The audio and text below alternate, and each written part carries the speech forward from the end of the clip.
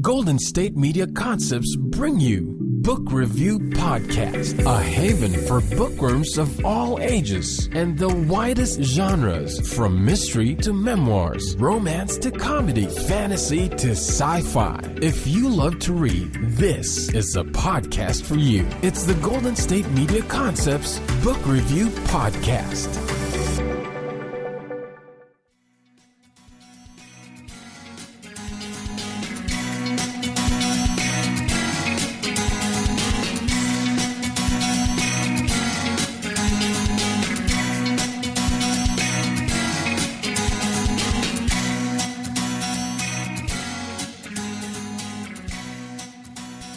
Hello and welcome to the GSMC Book Review Podcast, brought to you by the GSMC Podcast Network. I am your host, Sarah, and it is Friday, not Thursday. You probably know that, being, intelligent people who look at your calendar or your phone or whatever it is that tells you what day it is. Yeah, I know I normally post an episode on Thursday. I've had a sinus infection this week, and I finally went to the doctor and got some antibiotics, and I'm starting to feel better, but I've been a little for a while now, so missed yesterday and am catching up today. So I apologize for my lateness, but trying to get back on track. Anyway, we are here to talk about books, not my sinuses, which are very persnickety, but books are sometimes persnickety and sometimes awesome and sometimes both at once. But today I want to talk about Newberry metal books because recently, I can't even remember what I was talking about, if I was talking about it here on the podcast, or if I was talking to a friend or my husband or my parents, or, I talk about books a lot, and to a lot of people, but I was thinking about books that I read when I was younger, and one of the books that came to mind was The Island of the Blue Dolphins by Scott Odell, which happens to be a Newberry metal book, and it got me thinking, what other Newberry metal books did I read? Before we go into the list of some of those books, I do want to tell you, in case for some reason you're not familiar with the Newberry metal, it was named for 18th century British bookseller John Newberry, and it is awarded annually by the Association for Library Service to Children, a division of the American Library Association, to the author of the most distinguished contribution to American literature for children. So there is a winner every year. There has been a winner since 1922.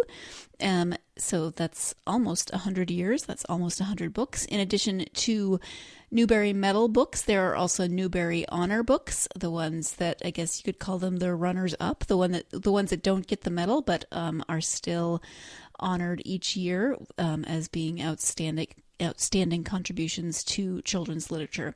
Now, as a librarian, my father often steered me in directions for books to read and suggestions when I was a kid, and I'm pretty sure that he either directed me to the Island of the Blue Dolphins or he directed me to the Newberry Medal books and said, these are all really good, you should read some of them, and maybe I chose Island of the Blue Dolphins on my own.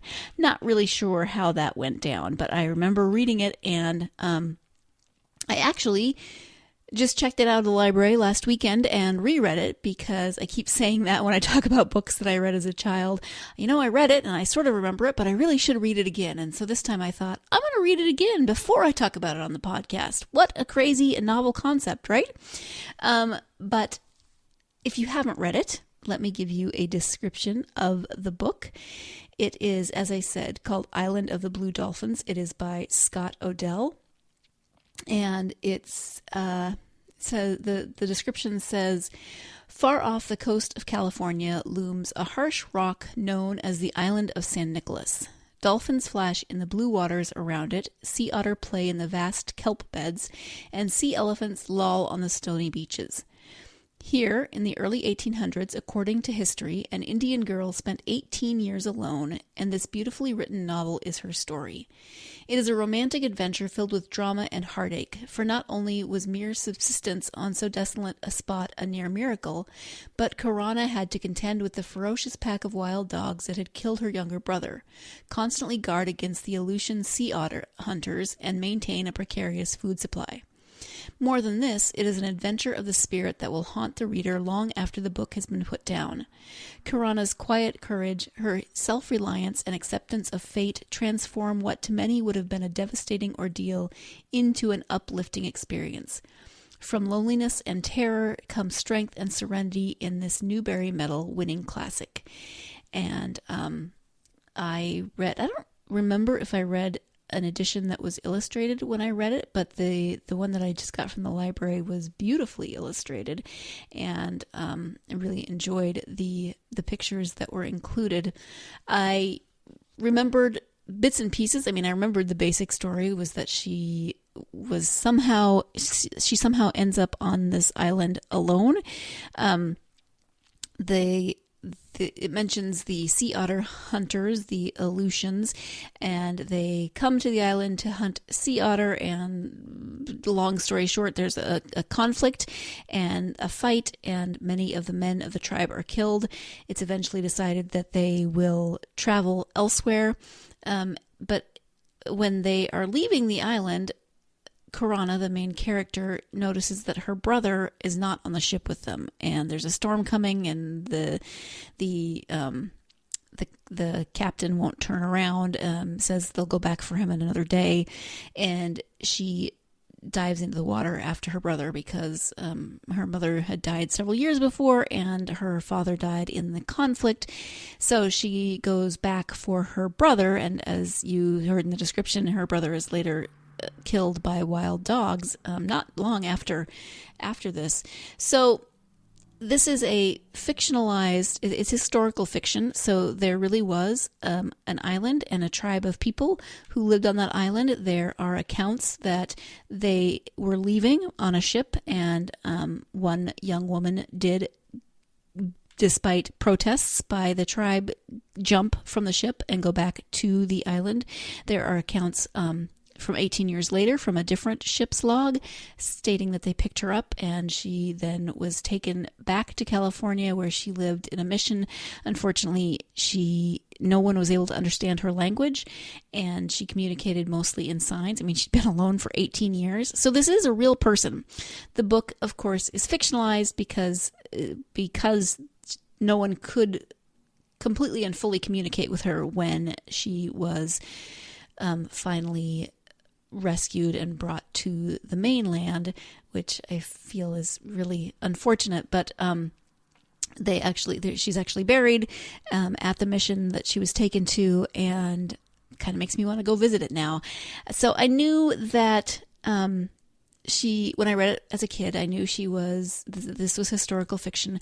I remember being completely drawn to this book because it's an adventure story, of course, and because it just seemed so amazing that this, whether it was fictionalized, whether it was fiction or historical fiction or what, the story to me was amazing because I couldn't imagine living completely alone for 18 years.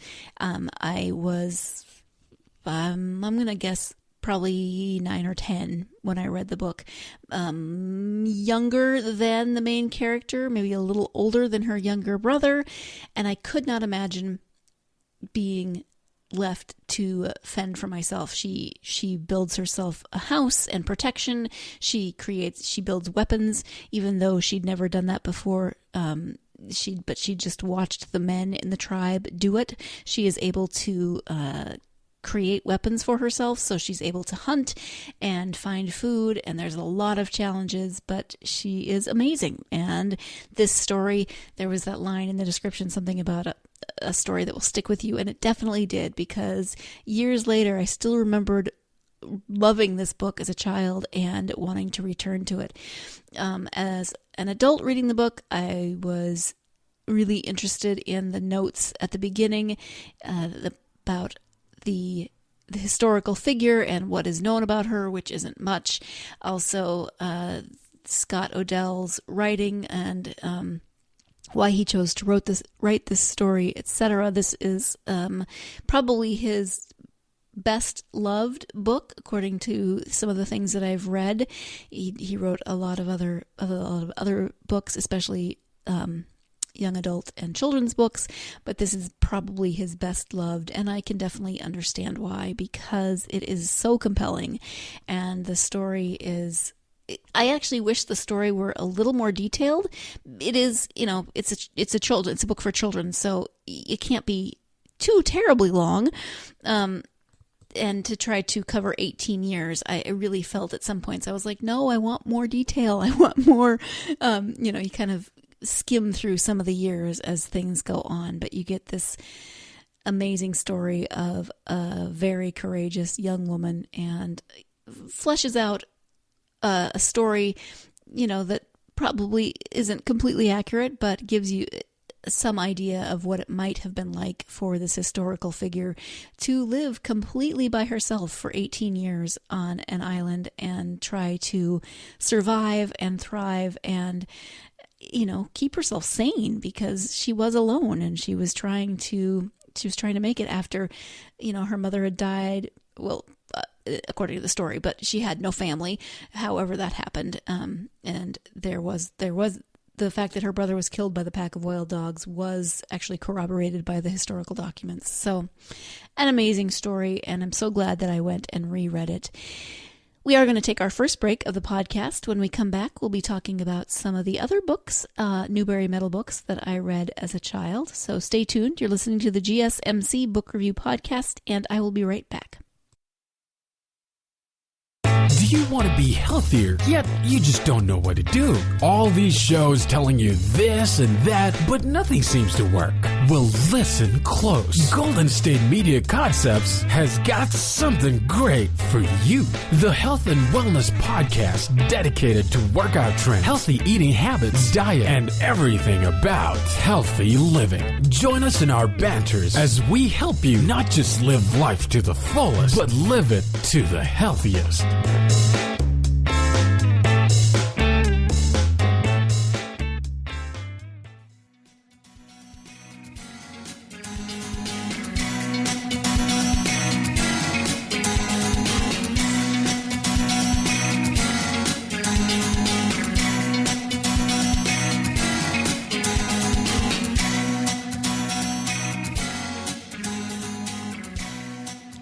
Welcome back to the GSMC Book Review Podcast. I'm speaking today about Newberry Metal books, and I was on the ALA website looking at the list of everything that has won since 1922, and I can definitely tell that I stopped reading Newberry books around the time of high school. So I stopped reading them after about junior high, and the only one that I recognize that from more recently is The Tale of Despero, being the story of a mouse, a princess, some soup, and a spool of thread by Kate DiCamillo.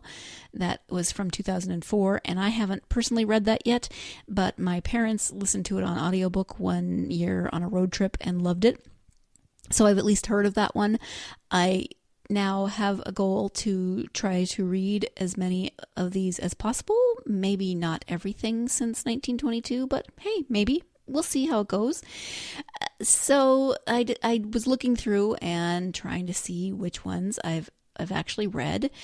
Hadn't read many from the first few years, or from the first few decades, I guess.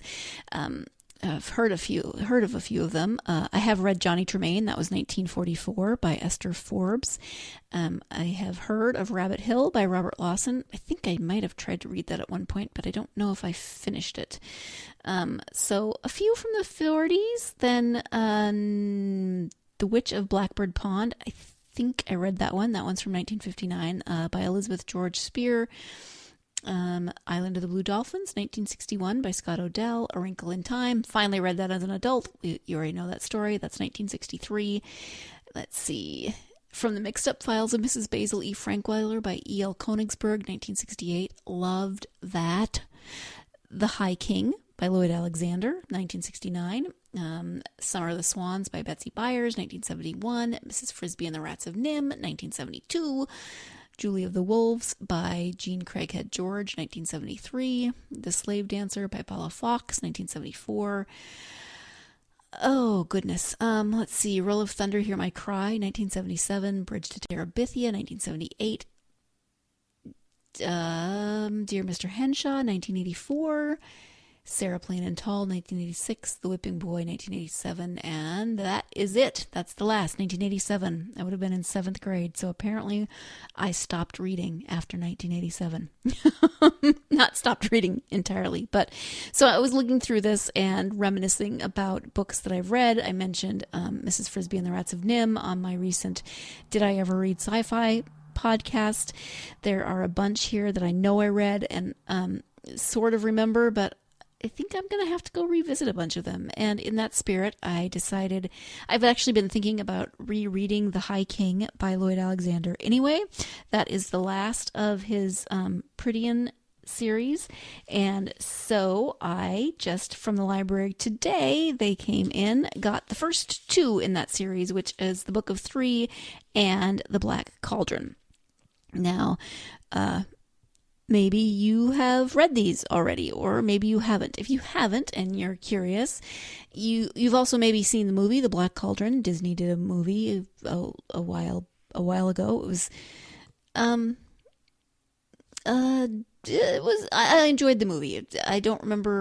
I remember thinking as a kid, wow, that was different from the book. But what else is new, right?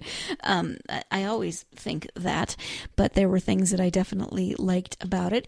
It turns out that The High King, which is the last of the series, well, first off, let me say that I've told the story of judging the book A Wrinkle in Time by its cover. I'm pretty sure that I read these books because my brother had them. They were his books, and I had definite big brother hero worship as a kid. So my brother read them and loved them, and so I decided that I need to read them. As I said, they are the Chronicles of Prydain, Prydain. Not sure if that is how it's pronounced exactly, but that's how I said it. And I know I read the first 2, the Book of Three and The Black Cauldron. But the last one, The High King, the one that is the Newberry medal winner, had a cover that scared the snot out of me. The High King had a mask made of like a skull with antlers, and it scared me. And so I think it took me a long time to finish the series because, couldn't do it. Judged that book by its cover, but I did finally read it. I wasn't an adult when I read that, unlike A Wrinkle in Time that I just skipped altogether. But it turns out also that as I was going through this, that not only is the High King a Newberry medal winner, but the second book in the series, The Black Cauldron, is a Newberry honor book. So highly recognized series with 1 Newberry medal and 1 Newberry honor award to its name. I mentioned the movie, The Black Cauldron, and if I'm remembering correctly, and I'll have to see as I reread The Book of Three, I think The Black Cauldron was based more on The Book of Three. Maybe it's based on both of them, The Book of Three and The Black Cauldron, but the movie itself is called The Black Cauldron, and I'll have to get back to you at a later date because I just started rereading this book. So let me go ahead and give you the description of this book. I'll be reading the description of The Book of Three rather than The High King, even though I know this says Newberry medal books, but it makes more sense for me to give you the first book in the series rather than the 5th book in the series, and if you have not read them. Anywho. Since The Book of Three was first published in 1964, young readers have been enthralled by the adventure of Taran, the assistant pig keeper, and his quest to become a hero. Taran is joined by an engaging cast of characters that includes Elanwi, the strong-willed and sharp-tongued princess, Fluter Flam, the hyperbole-prone Bard, the ever-faithful Gurgi, and the curmudgeonly Dolly, all of whom have become involved in an epic struggle between good and evil that shapes the fate of the legendary land of Predane. Released over a period of 5 years, Lloyd Alexander's beautifully written tales not only captured children's imaginations, but also garnered the highest critical praise. It goes on to say, The Black Cauldron was a Newberry honor book, and the final volume in the series, The High King, crowned the series by winning the Newberry Medal for the most distinguished contribution to American literature for children. So, this definitely got me interested in fantasy. Definitely led to my, I don't know if I read a lot of fantasy or this type of books before this. Don't remember how that timeline might have played out, but it's got your typical kind of hero's journey. There's some very familiar, if you're a fantasy reader but you haven't read these, you're going to recognize a lot of the elements. You probably already did. I mean, Taran, the main character, is an assistant pig keeper. First off, the fact that he's an assistant pig keeper always made me laugh as a kid. He's not even a regular pig keeper. He's only an assistant pig keeper. So he's kind of your typical average, normal, not very skilled person who gets drawn into this adventure and has to find skills that he maybe never realized that he had and find courage that he didn't know he had. And as he goes through this adventure, he is joined by a colorful cast of characters who have various foibles and various gifts and skills, and who are able to help him do this battle. And of course, there's always the battle between good and evil, which is always one of my favorite themes in fantasy books, when there's something that the hero has to fight. So enjoyed this book as a series, as a child, very much looking forward to reading it again as an adult. And then I may have to rewatch the movie, although I'm so far behind on not only my to-be-read list, but also my to-be-watched movie list. I haven't seen a new movie in what feels like ages, so I don't know if I should take the time to rewatch. Maybe I'll wait till I go home. My nieces love this movie, and go home to my parents. My nieces love this movie, and will definitely watch it with me, so it'll give me an excuse to rewatch the movie, but also hang out with my nieces. Win-win, in my opinion. At any rate, that is the second Newberry Medal book for this podcast. We're going to take our second break of the podcast, and when we come back, we'll be wrapping this episode up. So stay tuned. You're listening to the GSMC Book Review Podcast, and I will be right back. Tired of searching the vast jungle of podcasts? Now listen close and hear this out. There's a podcast network that covers just about everything that you've been searching. Hey! The Golden State Media Concepts Podcast Network is here. Nothing less than a podcast bliss with endless hours of podcast coverage. From news, sports, music, fashion, cooking, entertainment, fantasy, football, and so much more. So stop lurking around and go straight out to the Golden State Media Concepts Podcast Network. Guaranteed to fill that podcast itch. Whatever it may be. Visit us at www.gsmcpodcast.com. Follow us on Facebook and Twitter, and download us on iTunes, SoundCloud, and Google Play.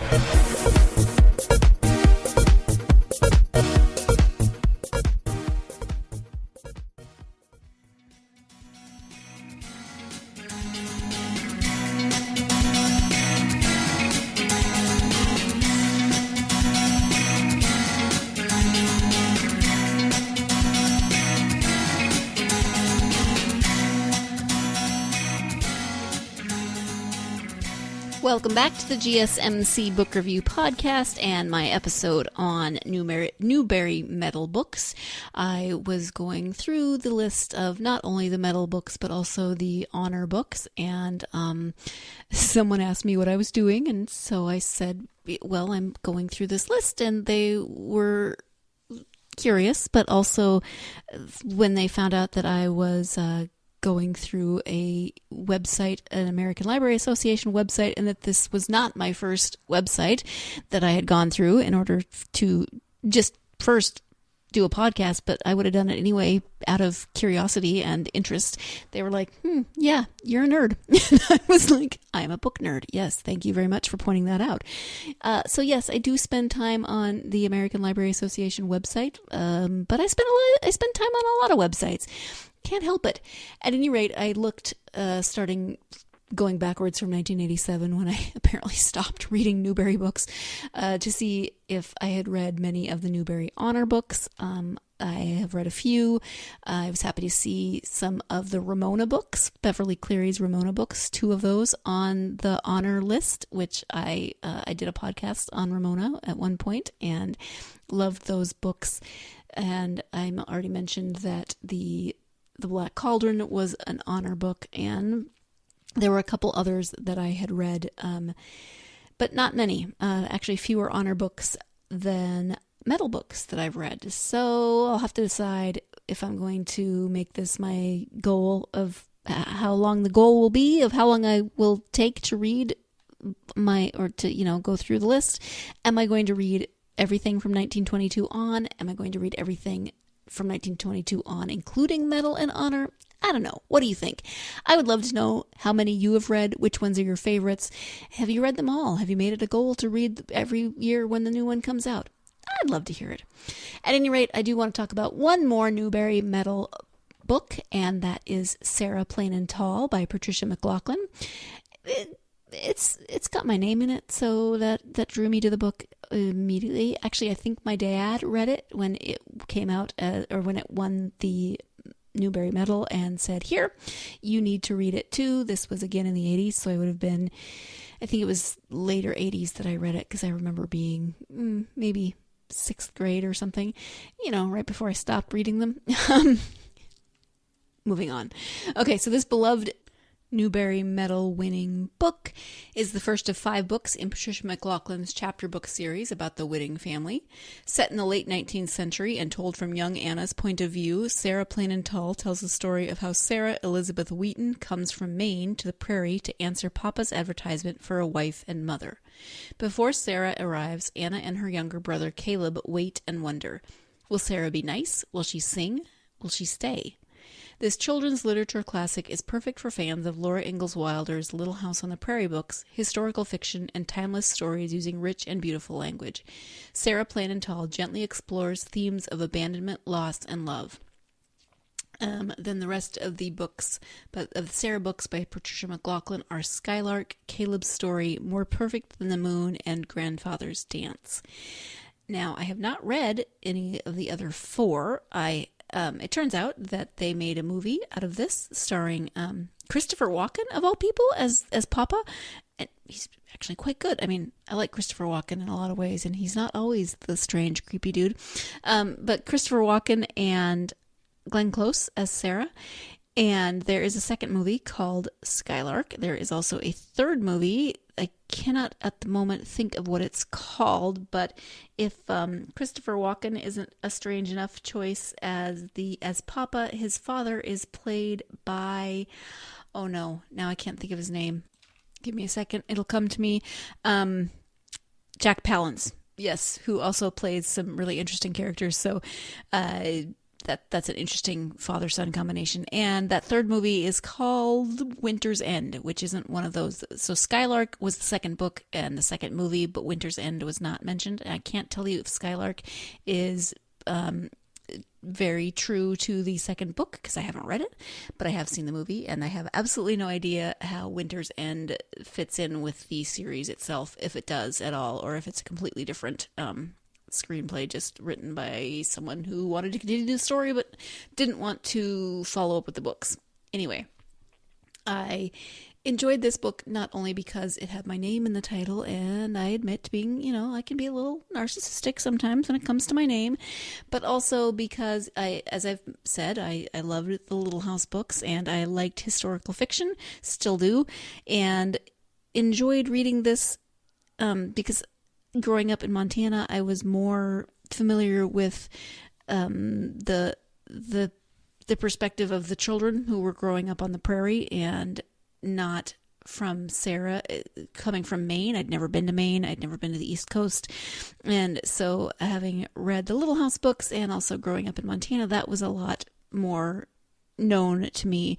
So having Sarah come into their lives, I was as fascinated as the children, Anna and Caleb, were to have her come in. But then also this whole process of putting out an advertisement for a wife and a mother. After his wife and the children's mother had died, he needed someone to help because he was running a farm and trying to raise children. And that just was so strange to me to read this book and to realize that this wasn't that uncommon, and to see how it might work and wonder what those situations might have been like. So I learned a lot about that and really enjoyed the book itself. Then actually enjoyed the movies as well. So I can comment on a couple movies that, since I saw them a million years ago, as opposed to having seen no movies in the recent past. But hey, I'm still reading. I got that going for me. At any rate, I'm going to wrap this episode up. I would love to hear from you which Newberry Medal and Honor books you have read. Which ones are your favorites? Do you make it a habit of reading them every year, or do you have children and you read them together? Whatever that is, I would love to hear about your experiences. You can hit me up on social media and let me know all about it. I would like to thank you for joining me and invite you to join me for Tuesday's episode. I have actually a young author joining me. He is 17, Trayvon Toussaint, and we're going to be talking about his new young adult sci-fi book called Disconnected. So join me for that interview on Tuesday. In the meantime, have a great weekend and go out and get yourself lost in a good book. Thanks. You've been listening to the Golden State Media Concepts Book Review Podcast, part of the Golden State Media Concepts Podcast Network. You can find this show and others like it at www.gsmcpodcast.com. Download our podcast on iTunes, Stitcher, SoundCloud, and Google Play. Just type in GSMC to find all the shows from the Golden State Media Concepts Podcast Network, from movies to music, from sports to entertainment, and even weird news. You can also follow us on Twitter and on Facebook. Thank you, and we hope you have enjoyed today's program.